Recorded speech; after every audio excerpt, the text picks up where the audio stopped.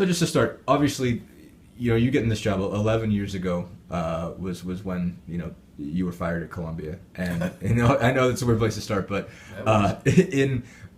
what's it just been like to kind of have that low and then come up to where you've become, where you're one of the highest paid, most respected defensive coordinators in the country?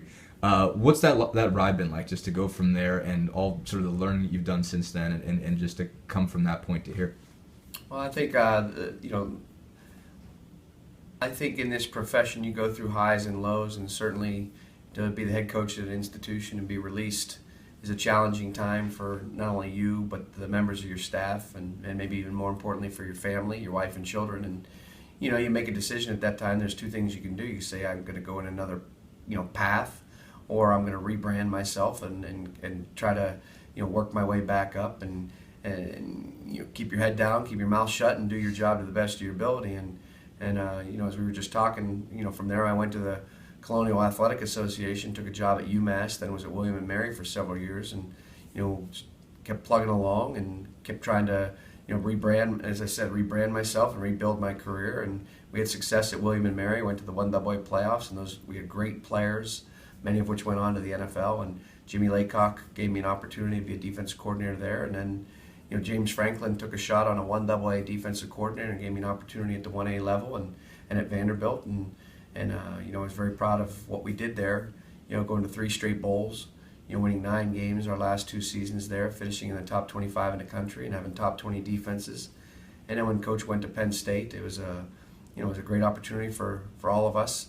And we went there and went to 2 straight bowls and had 2 top 15 defenses. And I think once you get a sense for the SEC, and once you live in Tennessee for a few years, you realize you become intoxicated perhaps by the opportunity of coaching in the SEC.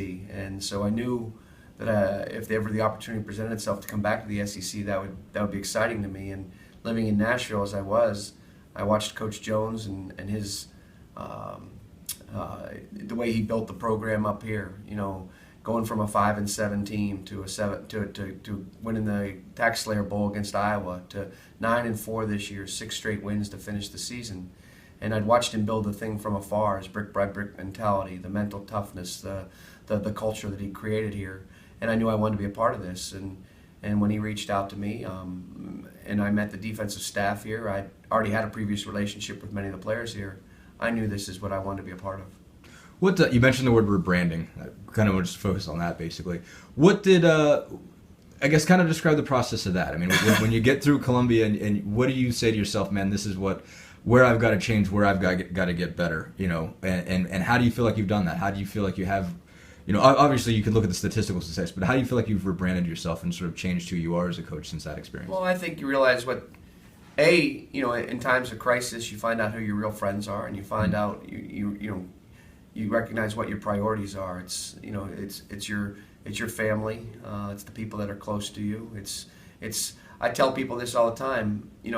I met with every single player on our defense in my month on the job here for 15 minutes to a half hour, depending on the kid, and we sat and talked. And I said, I hope when you leave here after your experience, you say Coach Shoop's a good football coach, but I hope more importantly you say, this is a good person. This is a good husband. He's a good father.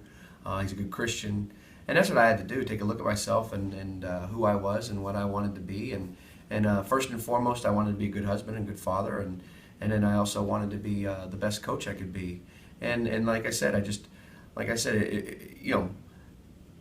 we tell this to our players all the time. It's not everybody during the course of their career in athletics is going to have to deal with adversity in some way, shape, or form. It's not the adversity itself. It's how you deal with the adversity. So, at that time, I wasn't sure what I was going to do.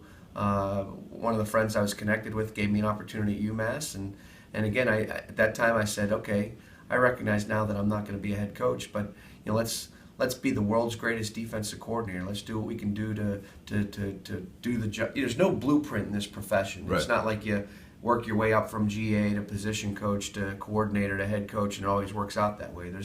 Nothing's promised to you in this profession. So, like I said, I've just kept my mouth shut and done the job that I had to the best of my ability, and I'm very, very excited and very, very blessed to be a part of this Timing's everything, as Coach Jones said, and I think this team is poised to take the next step. Team 120 is poised to compete for the SEC championship and an opportunity maybe to be a playoff caliber team, and I'm really excited about that. And if the opportunity presents itself to be a head football coach again, I'd welcome it, and I know I'd be a much better coach now, than I was in 2003.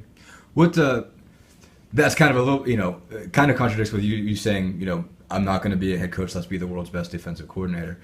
When you were thinking that to yourself, I mean, was there, why did you have that thought? I mean, in the sense of, why did you think to yourself at that point, maybe I'm not going to get here again? Or no, I shouldn't have said it like that. I mean, at that moment, at that time, I realized, hey, listen, if you ever want to be a head coach again, it's not going to happen right now. Here's what you need to do. You need to take these steps to rebuild your career. So it's more along those lines. And, and I feel like I'm very, very proud of what I've, of what the teams that I've been a part of have been able to accomplish. Whatever my role was in those teams, since my experiences at Columbia. I think I've been a member of, at the 1AA level, 3 different playoff teams, a 1AA finalist and a 1AA semifinalist.